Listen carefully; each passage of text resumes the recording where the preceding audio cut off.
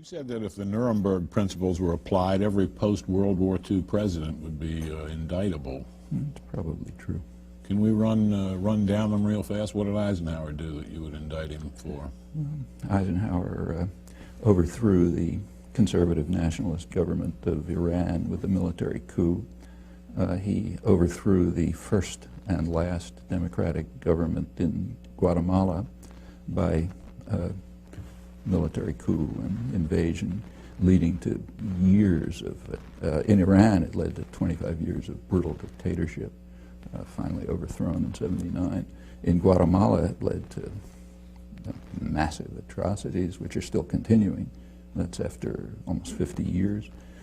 In Indonesia, this wasn't known until recently, but he conducted the major clandestine terror operation of the post-war period up until Cuba and Nicaragua in an effort to break up Indonesia, strip off the outer islands where most of the resources are, and undermine what was then considered as a threat of Indonesian democracy. Indonesia was too free and open. It was allowing a political party of the poor to participate, and they were gaining a lot of ground, so that Eisenhower supported and helped instigate a military rebellion in the outer islands. This is just for starters.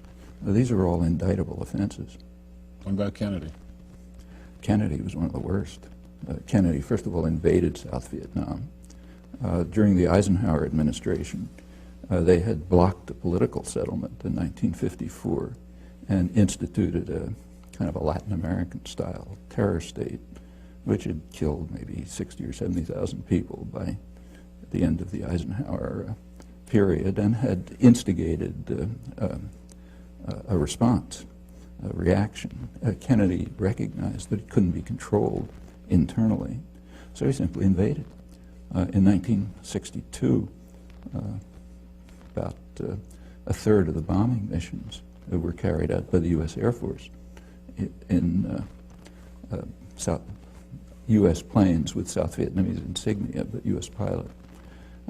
He authorized napalm. He began the use of chemical weapons to destroy food crops. They began programs which drove millions of people into what amounted to concentration camps. Now, that's aggression. In the case of Cuba, it was just a massive campaign of international terrorism, which almost led to the destruction of the world, led to the missile crisis. And we can continue. Again, these are all indictable offenses. About Johnson? Well, Johnson expanded the war in Indochina to the point where it ended up probably leaving 3 or 4 million people dead.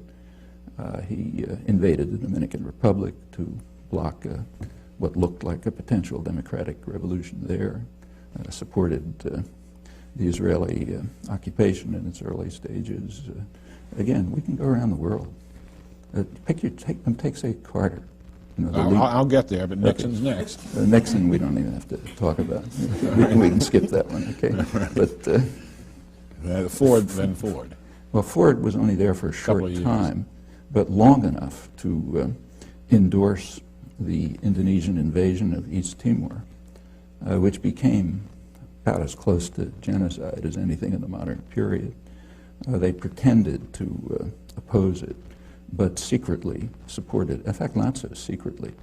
The U.S., immediately after the invasion, the U.S. did join the rest of the world in formally condemning it at the Security Council.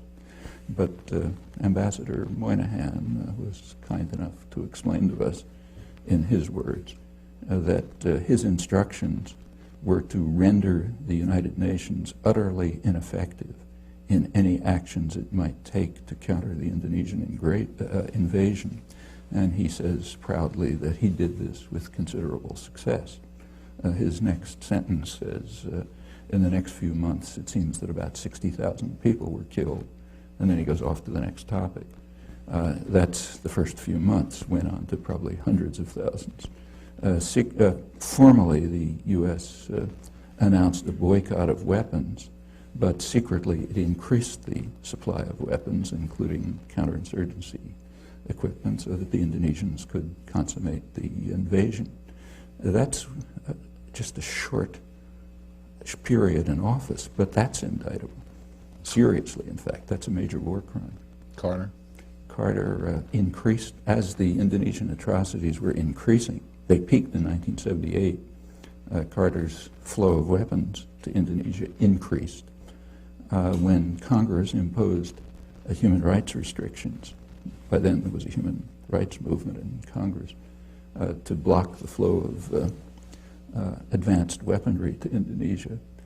Carter arranged through Mondale, vice president, to get Israel to send U.S. Skyhawks to Indonesia to enable Indonesia to complete what turned out to be near genocide, killing maybe a quarter of the population or something. In the Middle East, Carter just won the Nobel Prize. His great achievement was the Camp David agreements. The Camp David agreements are presented as a diplomatic triumph for the United States. In fact, they were a diplomatic catastrophe. At Camp David, the United States and Israel accepted, finally, Egypt's 1971 offer, which they had then, U.S. had rejected at the time, except that now it was worse from the U.S.-Israeli point of view because it included the Palestinians. In order to get Israel to accept Egypt's 1971 offer, after a major war and atrocities and so on, Carter raised aid, military and other aid to Israel, to more than 50% of total aid worldwide. Israel used it at once in exactly the way they said they were going to do, as every sane person knew, as an opportunity to attack their northern neighbor, first in 1978, then in 1982, and to increase integration of the occupied territories. And that's for starters. We can continue. Reagan? I don't think we have to talk about that one either. I mean, Reagan is the first president to have been condemned by the International Court of Justice for what they called the unlawful use of force, meaning international terrorism, in the war against Nicaragua. Again, that's just for starters. They also, the Security Council endorsed it in 2 resolutions, both of which were vetoed by the United States. Bush won. Well, we can begin with the invasion of Panama. The invasion of Panama, which, according to the Panamanians, killed about 3,000 people, since it's never investigated. We don't know if that's true or not. This was done in order to kidnap a disobedient thug who had been supported by the United States right through his worst atrocities. Noriega, who was brought to Florida and tried for crimes that he committed mostly on the CIA payroll. Okay, that's aggression. We could go into the details of the war in Iraq, but there were plainly opportunities for, they might not have worked, we don't know, but there were opportunities for diplomatic settlement, which the Bush administration refused to consider, and incidentally the press would not report, with a single exception, and Long Island Newsday, which did report the whole story throughout accurately, and is the only newspaper in the country to have done so. The Bush administration then did attack, and the attack was carried out in a manner which is criminal under the laws of war.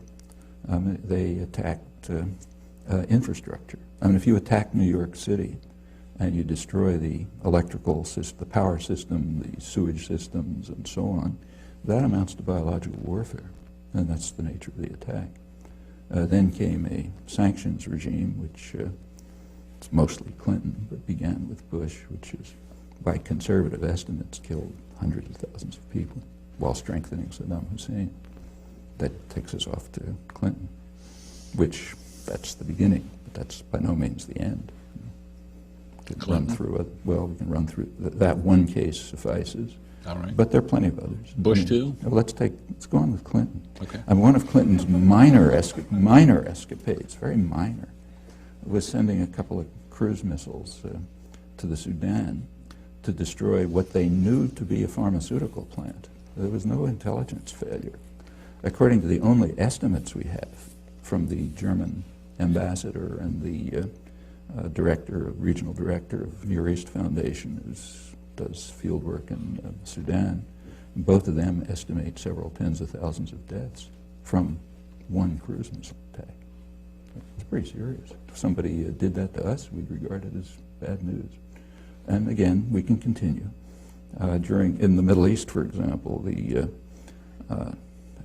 Clinton began by declaring past UN resolutions, in the words of his administration, obsolete and anachronistic. Okay, so we're finished with that. No more international law. Then comes a period called the peace process, except that during the peace process, Israeli settlement, which means settlement paid for by the U.S. taxpayer and supported by U.S. military aid and diplomacy, continually increased. The most extreme year was Clinton's last year, the highest level of settlement, the highest since 1992. Meanwhile, the territories were cantonized, broken up into small regions with infrastructure projects and new settlement. I don't know what you call that, but it's under military occupation. And if anyone else was doing it, we'd call it a war crime. And again, we can continue. I wish to, I don't think we have to discuss.